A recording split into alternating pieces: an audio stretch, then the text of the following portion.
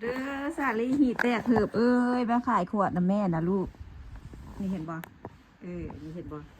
ขวดบ่ได้ไปเก็บดอกขวดซื้อมากินเองจ้าสาลีหีแตกเหิบ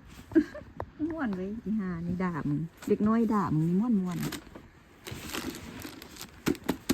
บ่ได้ไปเก็บดอกซื้อมากินเองบ่มีเวลาไปเก็บเมื่อยนะเด้อสาลีหีแตกเหิบเอ้ยอีเนรคุณอีทรพีแม่บ่ตุยก็ว่าแม่ตุยมาเด้ออีหีแตกกึบกูไม่ได้แคร์เบาดอกมึงว่ากูขายขวดขายอย่างนั้นมันเป็นเงินเป็นคำขวดนี่กูซื้อมากินเองกูไม่ได้ไปเก็บ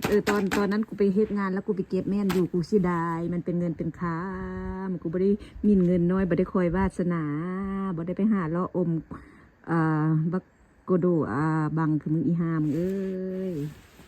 แล้วก็บอกคือล้านมึงแล้วก็คืออันเอื้อยมึงอีหีกูอีหาตำตับมึงกูของปอยบ่เป็น